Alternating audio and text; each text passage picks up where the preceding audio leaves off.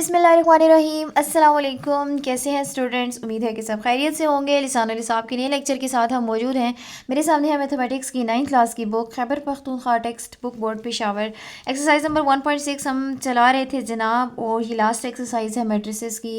Matrices के बारे में हम काफ़ी कुछ सीख चुके थे। अब हम सिस्टम्स को सॉल्व करने जा रहे थे। सिस्टम्स को कैसे सॉल्व किया जाता है ये सब सीख रहे थे। हमने इन्वर्जन मेथड स्टार्ट कर लिया था। इन्वर्जन मेथड क्या होता है, किस तरह से यूज़ किया जाता है। क्वेश्चन नंबर 1 का फर्स्ट पार्ट हमने लास्ट लेक्चर में देखा, सीखा और उसको समझा, जिसमें मैंने डिटेल्ड बात की हर स्टेप पे।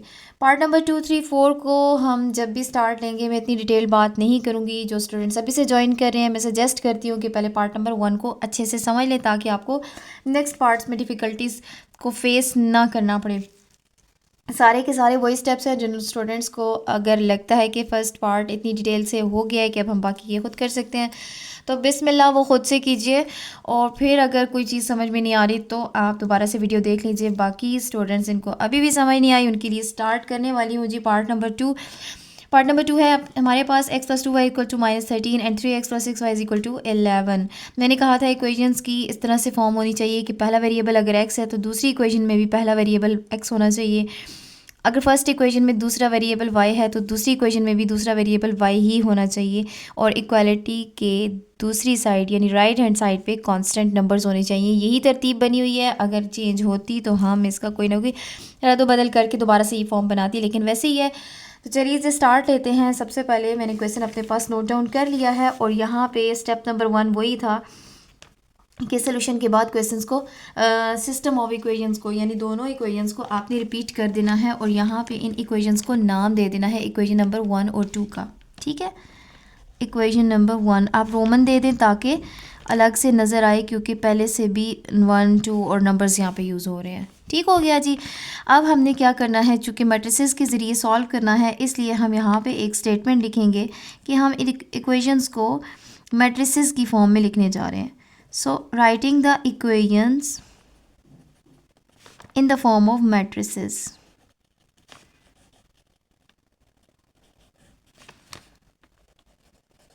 ठीक है जी, यहाँ पे आपने ये बता दिया कि हम इन इक्वेशंस को मैट्रिसेस की फॉर्म में लिखने जा रहे हैं। मैट्रिसेस की फॉर्म में क्या करते थे, कांस्टेंट्स जो कि कोफिशेंट्स वेरिएबल्स के साथ लिखे हुए हैं उनको लिख लेते हैं। यहाँ पे कोफिशेंट 1 है, फिर 2 है, फिर 3 है और 6 है, और सारे के सारे पॉजिटिव हैं, इसलिए मैंने कोई भी साइन मेंशन नहीं किया। मल्टीप्लिकेशन में पहला वेरिएबल जो यूज़ हो रहा होता है उसको ऊपर लिखते हैं, दूसरा वेरिएबल जो यूज़ हो रहा होता है उसको नीचे लिखते हैं। यहाँ कोई डिवाइड का साइन गलती से भी नहीं लगाइएगा। उसके बाद इक्वालिटी का साइन है, और फिर एक कॉलम मैट्रिक्स -13 और 11 की फॉर्म में यहाँ पे हम लिख लेंगे। ठीक है जी। अब यहाँ पे 3 मैट्रिसेस आ गए। इन मैट्रिसेस को नेक्स्ट स्टेप में फ़ौरन ही आप कोई नाम दे दें। लेट A = जो मर्ज़ी है जी, आप अपनी मर्ज़ी से कोई भी नाम दे सकते हैं। 1 2 3 6 this is A matrix, comma variable वाले मैट्रिक्स को वेरिएबल का ही नाम दे दें, X मैट्रिक्स का नाम दे दें, कुछ भी दे दें, Y दे दें, जो आपकी मर्ज़ी है। ठीक है। और इसी तरह से जो column matrix right hand side पे था, कॉमा लगाने के बाद B मैट्रिक्स, उसको कोई भी नाम दे सकते हैं। मैंने B नाम दे दिया। ठीक है, A और B। और जो वेरिएबल वाला मैट्रिक्स है वो ये है। ठीक है। अब ज़रा इस इक्वेशन को गौर करें। मैं इसको नंबर 3 का नाम दे देती हूँ। इन मैट्रिसेस के नामों के मुताबिक इक्वेशन नंबर 3 क्या बन जाएगी, इसलिए मैं लिखती हूँ कि इक्वेशन नंबर 3 इम्प्लाइज दैट। अब इक्वेशन नंबर 3 क्या कहती है, what is this matrix, this is according to our supposition this is A। So A multiply हो रहा है इस मैट्रिक्स के साथ, यानी कि X के साथ। ठीक है। फिर इक्वालिटी का साइन है, आप भी इक्वल लिखिए, और ये मैट्रिक्स जो है वो B है। अब हमारे पास मैट्रिसेस के नामों की फॉर्म में एक इक्वेशन आ गई है, AX = B। हमने क्या करना है, सिस्टम को सॉल्व करना है। सॉल्व करने का मतलब है वेरिएबल्स की वैल्यू फाइंड करना। जो भी वेरिएबल्स इन इक्वेशंस में इस सिस्टम में यूज़ हो रहे हैं उनकी वैल्यूज़ को एवेलुएट करना, निकालना। तो यहाँ पे वैल्यूज़ निकालनी है x और y की। x और y की वैल्यू निकालने का मतलब ये है कि मैट्रिक्स x y को फाइंड करें, या दूसरे लफ्ज़ों में x मैट्रिक्स को फाइंड आउट कीजिए। ठीक है जी। तो x मैट्रिक्स इस इक्वेशन में यहाँ पे मौजूद है। x मैट्रिक्स की वैल्यू तभी आएगी जब x आइसोलेट होगा। आइसोलेट कैसे होगा, जब a यहाँ पे नहीं होगा। तो हम क्या करते हैं, यहाँ पे a को ख़त्म करने के लिए a का मल्टीप्लिकेटिव इन्वर्स यानी कि a इन्वर्स ले लेते हैं ऑन बोथ साइड्स। ठीक है जी, इसकी दोनों साइड्स पे ए इन्वर्स इंटू एक्स, यानी इस ए एक्स के साथ ए इन्वर्स इधर अप्लाई किया तो दूसरी तरफ बी पे भी ए इन्वर्स अप्लाई किया। ये बात डिटेल में हो चुकी है फर्स्ट पार्ट में कि दोनों को लेफ़्ट साइड पे ही अप्लाई करना है, ठीक है। अच्छा, अब हम ए इन्वर्स इंटू ए को ब्रैकेट के अंदर लिख सकते हैं, एक्स को अलग से लिख सकते हैं, इससे कोई फ़र्क नहीं पड़ता। हमने मैट्रिसेस में ये बात अच्छे से सीख ली है, ठीक हो गया। नेक्स्ट हमने देखा कि ए इन्वर्स इंटू ए जो है वो कोई भी मैट्रिक्स अपने जब मल्टीप्लिकेटिव इन्वर्स से मल्टीप्लाई होता है तो एक आइडेंटिटी मैट्रिक्स आता है और एक्स अपनी जगह पे मौजूद है and that is equal to A inverse into B. इसके बाद आइडेंटिटी मैट्रिक्स जब किसी भी मैट्रिक्स से मल्टीप्लाई होता है तो वही मैट्रिक्स आ जाता है, यह बात भी हम सीख चुके हैं, लिहाजा X is equal to A inverse into B रह गया। अब इस इक्वेशन को गौर कीजिए, तो x आइसोलेट हो गया है। मैं यहाँ पे बात कर रही थी कि x को फाइंड करना है, यानी x y की वैल्यूज़ को फाइंड आउट करना है, तो उसके लिए x को आइसोलेट होना ज़रूरी था इस इक्वेशन में। वो कुछ स्टेप्स से होके हमने आइसोलेट कर लिया। अब इस x की वैल्यू यानी कि स्मॉल x स्मॉल y की वैल्यू तभी आएगी जब आपको a इन्वर्स और b पता होगा। b तो सीधा सीधा एक मैट्रिक्स है, ठीक है, आपने सिर्फ a इन्वर्स को फाइंड आउट करना है। And as we know that multiplicative inverse of a या a इन्वर्स इक्वल होता है 1 over determinant of a into adjoint of A, ठीक है। डिटर्मिनेंट और एडजॉइंट आपने फाइंड करना है, तो आप क्या करेंगे, ए मैट्रिक्स का डिटर्मिनेंट और एडजॉइंट दोनों फाइंड कर लेते हैं। सबसे पहले डिटर्मिनेंट ऑफ ए चेक कर लेते हैं क्या है। डिटर्मिनेंट ऑफ ए को डिटर्मिनेंट ऑफ मैट्रिक्स के अंदर लिखेंगे 1 2 3 6, ठीक है जी। डिटर्मिनेंट में क्या करते हैं, फर्स्ट वैल्यू लास्ट वैल्यू से मल्टीप्लाई हो जाती है, माइनस लिखते हैं और फिर बाकी दोनों को मल्टीप्लाई कर लिया जाता है। This is 6 into 1 that is equal to 6 minus and 3 2s are 6, 6 minus 6 is equal to 0। Okay, यहाँ अब सबसे इम्पॉर्टेंट बात ये है कि डिटर्मिनेंट ऑफ ए जो है वो आ गया 0, और आपको पता है हम पहले से सीख चुके हैं कि जिस मैट्रिक्स का डिटर्मिनेंट 0 के इक्वल आ जाए उसका इन्वर्स एग्जिस्ट नहीं करता। This implies that if determinant of a is equal to 0, this implies that a inverse does not exist। ठीक है जी, इस पे बात डिटेल में हो चुकी है सिंगुलर नॉन सिंगुलर के टॉपिक में, आप दोबारा से जाके चेक कर लें, ठीक है जी। क्यों से एग्जिस्ट नहीं करता, क्योंकि डिटर्मिनेंट ऑफ ए 0 है। Determinant of A according to this formula denominator में आ रहा है और डिनोमिनेटर में 0 होने का मतलब है अनडिफाइंड। अच्छा, इसके हवाले से तो ए इन्वर्स फाइंड नहीं हो रहा, और जब ए इन्वर्स ही फाइंड नहीं होगा तो हम उसको कहाँ से बी से मल्टीप्लाई करेंगे, और जब बी से मल्टीप्लाई ही नहीं होगा तो हम एक्स की वैल्यू बी नहीं निकाल सकते। तो फिर क्या होगा इस सिस्टम का, आप एंड में कह दीजिएगा कि hence yes so the solution set does not exist. ठीक है, इसका सोल्यूशन सेट एग्जिस्ट ही नहीं करता, इसका कोई सोल्यूशन सेट नहीं है क्योंकि इसमें एक्स और वाई की वैल्यू फाइंड ही नहीं हो रहा है। तो जब भी कभी सिंगुलर मैट्रिक्स हो यानी कि उसका डिटर्मिनेंट मैट्रिक्स का 0 आ जाए तो आप समझ जाएं कि इसमें आगे सॉल्व नहीं होना, और आप कह दीजिए कि इसका सोल्यूशन सेट एग्जिस्ट नहीं करता। ठीक हो गया जी, चलते हैं नेक्स्ट पार्ट की तरफ। जी, आपको और मेरा वक्त बचाने के लिए मैंने क्वेश्चन लिख लिया, सॉल्यूशन के बाद क्वेश्चन को रिपीट कर लिया। इक्वेशंस को इक्वेशन नंबर 1 और इक्वेशन नंबर 2 का नाम दे दें, ठीक है। और एक स्टेटमेंट जो कि हमने हर क्वेश्चन में लिखी कि writing the equations in the form of matrices, वो भी मैंने लिख लिया, ठीक है जी। अब इन इक्वेशंस को हम मैट्रिसेस की फॉर्म में लिखते हैं। जी, मैंने मैट्रिसेस की फॉर्म में भी लिख लिया। अब अकॉर्डिंग टू आवर सपोजिशन हम कुछ भी लेट कर लेते हैं कि इस मैट्रिक्स का कोई भी नाम है। सपोज़ जिस तरह से मैं नॉर्मली लेट करती आ रही हूँ, let A is equal to 1 2 2 3, ठीक है। इसके अलावा मैंने आपको बताया कि जो वेरिएबल वाला मैट्रिक्स है उसका नाम भी वेरिएबल की फॉर्म में ही लिखें, यानी कि कैपिटल एक्स लिख लें, एक्स वाई, और बी का नाम दे दें पी क्यू आर, कुछ भी नाम दे सकते हैं, ठीक है। इसमें कोई रिस्ट्रिक्शन नहीं है, 1 और 5/2। ठीक हो गया जी। अब हमने क्या करना है कि जब हमने ये सब कुछ सपोज़ कर लिया तो फिर इक्वेशन नंबर 3 क्या बन जाएगी, इसको इक्वेशन नंबर 3 का नाम दे दिया। Then equation number 3 implies that, या बिकम्स भी कह सकते हैं आप, कोई भी वर्ड यूज़ कर सकते हैं। This is A according to our supposition, A multiply हो रहा है एक्स के साथ, कैपिटल एक्स, इक्वल का साइन है, आप भी इक्वल लगाएं, और ये मैट्रिक्स बी है अकॉर्डिंग टू आवर सपोजिशन, तो बी लगाइए। अब यहाँ से फिर वही से कॉमन स्टेप्स यूज़ हो रहे हैं। आप कह रहे हैं taking A inverse on both sides.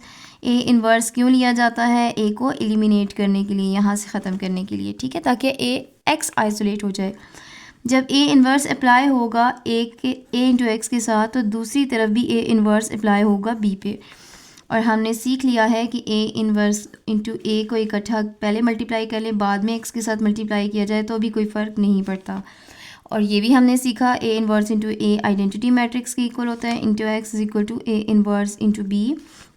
और एक्स जब भी आइडेंटिटी मैट्रिक्स जब भी किसी भी मैट्रिक्स से मल्टीप्लाई होगा तो वही मैट्रिक्स आ जाएगा। ये स्टेप सारे कॉमन है जी, आपको बार बार प्रैक्टिस से खुद ही याद हो जाएंगे, इनका रट्टा लगाने की ज़रूरत नहीं है।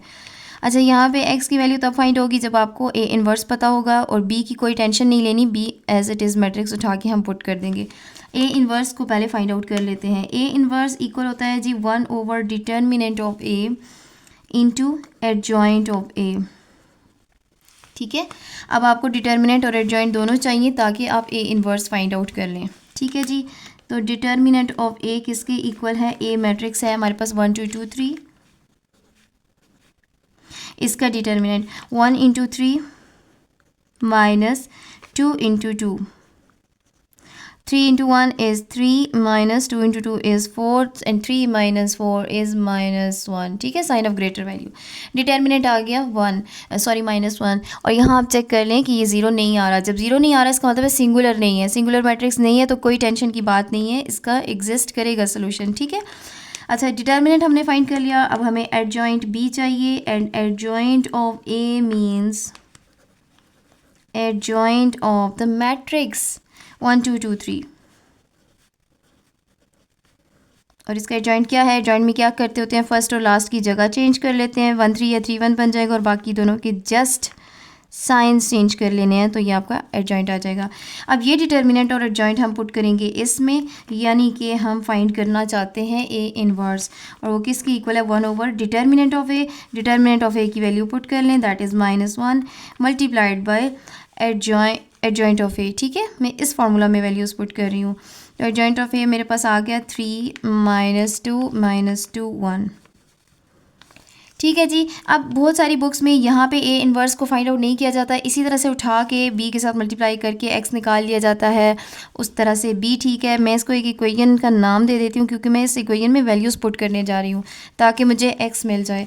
तो मैं क्या करती हूँ, आई थिंक सो मैंने फर्स्ट पार्ट में इसी तरह से रहने दिया था, लेकिन इस वक्त मैं इसको सॉल्व करने वाली हूँ। 1 ओवर 1 इज़ 1 और ये -1 एज इट इज़ रह जाएगा।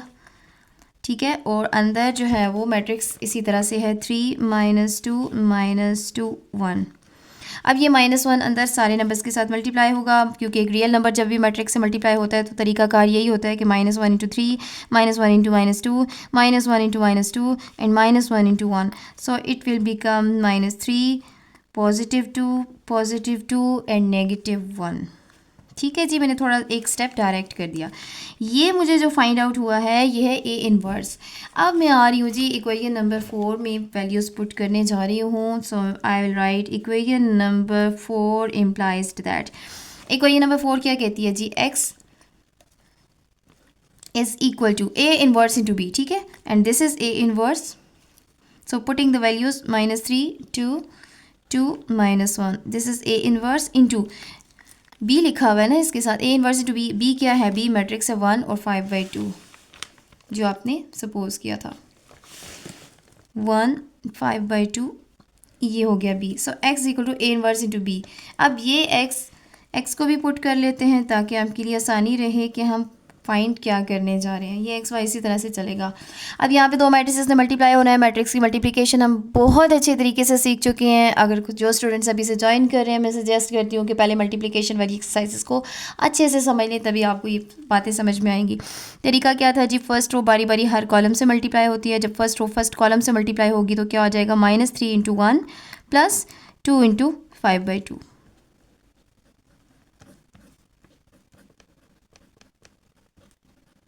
आगे कोई कॉलम नहीं है वरना आगे भी मल्टीप्लिकेशन करते। अब बारी आ जाती है सेकंड रो की। जब सेकंड रो फर्स्ट कॉलम से मल्टीप्लाई होगी तो क्या आएगा, 2 इंटू 1 प्लस -1 इंटू 5/2।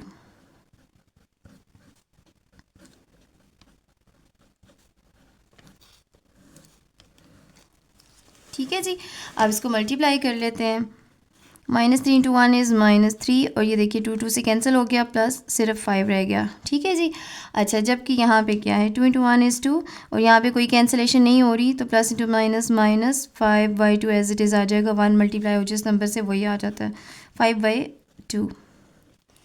ठीक हो गया। अच्छा, यहाँ पे तो सिंपल एडिशन सब्ट्रैक्शन है, 5 में से 3 जाएंगे तो 2 रह जाएगा, जबकि नीचे यहाँ पे जो वैल्यूज़ आ रही हैं, यहाँ पे एक फ्रैक्शन दूसरी फ्रैक्शन से सब्ट्रैक्ट हो रही है। ठीक है, तो इसमें आपको लेना पड़ेगा LCM. And hope so 9th class के स्टूडेंट्स को एलसीएम आता होगा। एलसीएम आता है जी इसका 2 और न्यूमरेटर में आ जाएगा 4 - 5। ये एक्स वाई इसी तरह से चलता आएगा मैट्रिक्स, इसको आप बेशक हर स्टेप में लिख लें।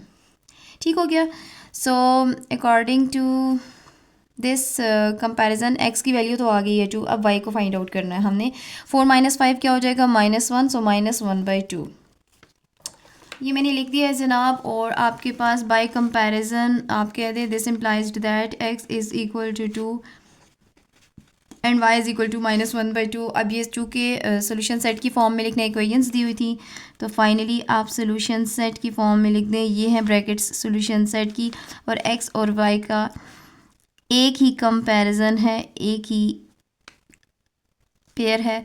x की वैल्यू पहले लिखनी है, y की वैल्यू बाद में लिखनी है। ये एक स्टैंडर्ड है, जिन स्टूडेंट्स को नहीं पता वो काइंडली फर्स्ट वाले पार्ट को डिटेल से देख लें। ठीक हो गया जी। चलते हैं नेक्स्ट पार्ट की तरफ। जी, थर्ड पार्ट मैंने अपने पास नोट कर लिया है, और मैंने आपको बताया था कि तरतीब ये होनी चाहिए कि अगर पहली इक्वेशन में x वेरिएबल यूज़ हो रहा है पहले, तो दूसरी इक्वेशन में भी x ही यूज़ होना चाहिए पहले। ऐसा ही है। ठीक हो गया। आगे देखें, फर्स्ट इक्वेशन में अगर दूसरा वेरिएबल y है तो दूसरी इक्वेशन में भी दूसरा वेरिएबल y होना चाहिए। और मैंने कहा था कि इक्वालिटी के बाद कांस्टेंट नंबर्स होने चाहिए, जो कि ऐसा नहीं है। -1 एक कांस्टेंट यहाँ पे मौजूद है, इसको शिफ्ट करना पड़ेगा। इसी तरह से दूसरा कांस्टेंट भी यहाँ पे मौजूद है, इसको शिफ्ट करना पड़ेगा। तो मैं इक्वेशंस को ज़रा दोबारा से लिख लेती हूँ, क्योंकि मैंने जो नाम देना है इक्वेशंस को, उसमें तरतीब का ठीक होना बहुत ज़रूरी है। सो x - 2y और -1 को शिफ्ट करेंगे तो 0 में जाके +1 हो जाएगा, तो सिर्फ 1 बन जाएगा। और दूसरी इक्वेशन में 2x + y is equal to +3 दूसरी साइड पे जाके -3 बन जाएगा। ठीक है जी। अब आप इन इक्वेशंस को इक्वेशन नंबर 1 और इक्वेशन नंबर 2 का नाम दे दीजिएगा। इससे पहले जितने भी तीनों पार्ट्स थे उनमें तरतीब बिल्कुल ठीक थी, हमें कोई टेंशन नहीं थी, हमने कुछ भी नहीं किया अरेंज। यहाँ पे आपको अरेंज ज़रूर करना पड़ेगा, कहीं ना कहीं आपको अरेंजमेंट जानबूझ के इस तरह से दे दी जाती है कि आप खुद से उसको अरेंज करें। ठीक है, आप देख सकते हैं कि पहले वाले पार्ट्स में ऐसा कुछ भी नहीं करना पड़ा, लेकिन आपको एग्जाम्स में इस तरह से दिया जाएगा तो आपने जल्दी से बस क्वेश्चंस को सॉल्व करना नहीं शुरू कर देना। इसकी तरतीब का ख्याल रखना बहुत ज़रूरी है, क्योंकि आपने आगे मैट्रिसेस बनाने होते हैं। ठीक है, अब मैं लिखूँगी जी कि writing the equations in the form of matrices.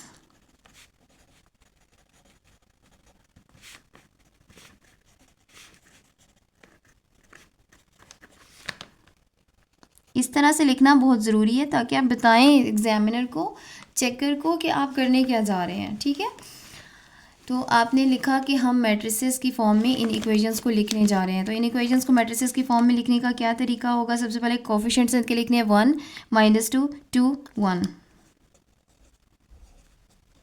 उसके साथ मल्टीप्लाई होता हुआ तरतीब से x और y लिखना है, पहले x है बाद में y है, और फिर इक्वालिटी है, और फिर उसके बाद 1 और -3 लिख लेना है।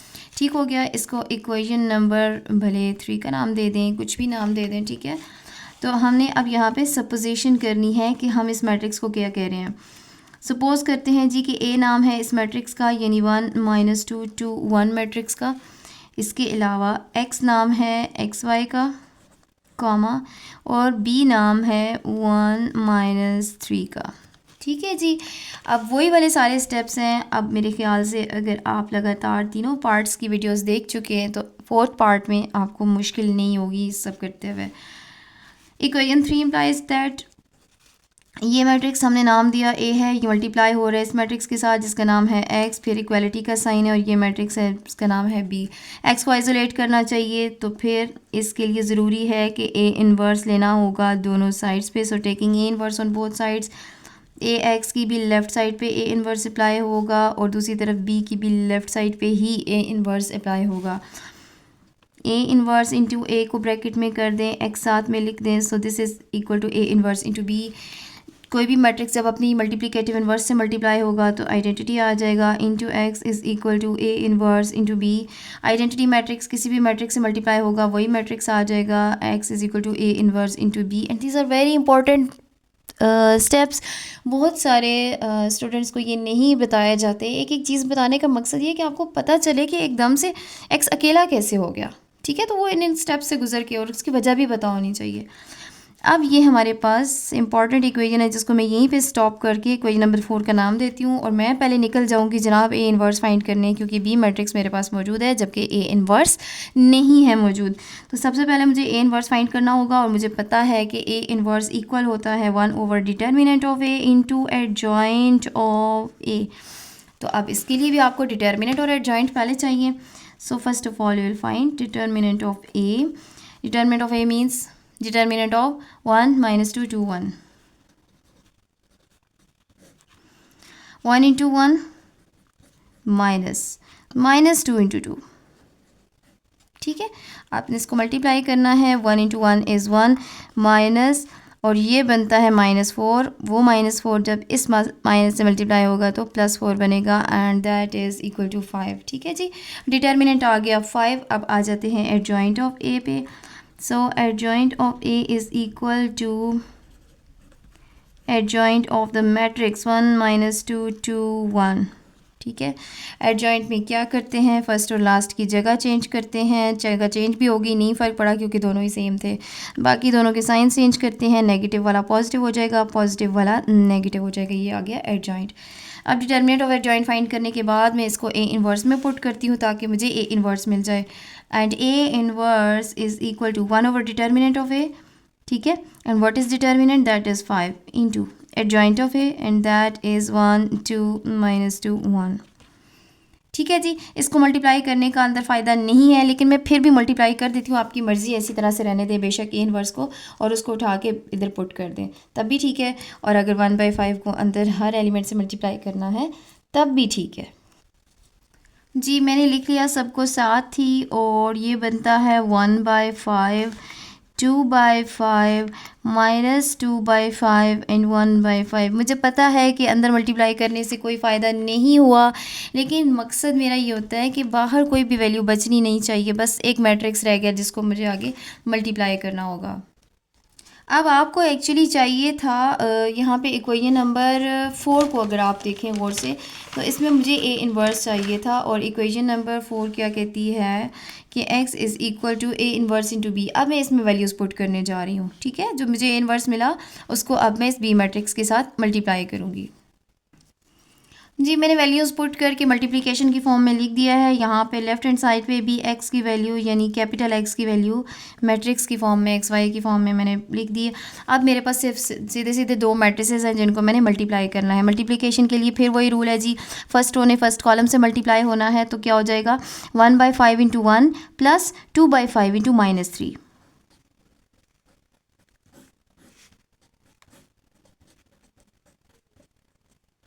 ठीक है। इसके बाद दूसरा कॉलम नहीं है जिसके साथ आगे मल्टीप्लिकेशन होती। अब आ जाए नेक्स्ट रो पे। नेक्स्ट रो कैसे मल्टीप्लाई होगी, -2/5 इंटू 1 प्लस 1/5 इंटू -3,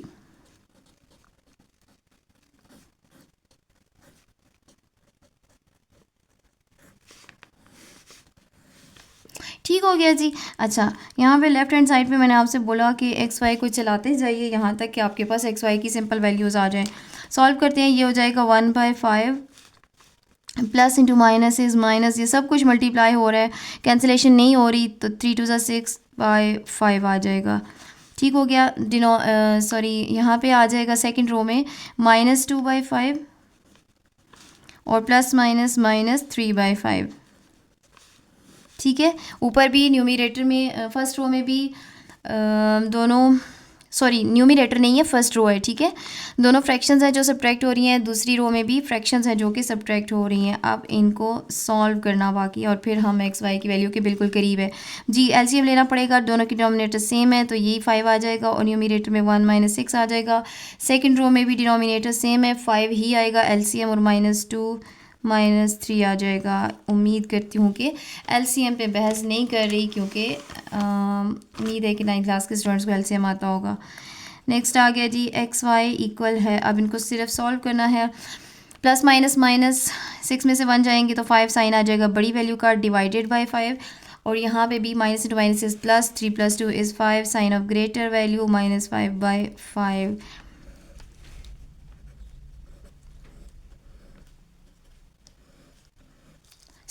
यहाँ पे 5 5 कैंसिल होके -1 बन जाएगा, यहाँ पे भी 5 5 कैंसिल होके -1 बन जाएगा। कंपेयर किया जाए तो x की वैल्यू आ गई -1 और y की भी वैल्यू आ गई है -1।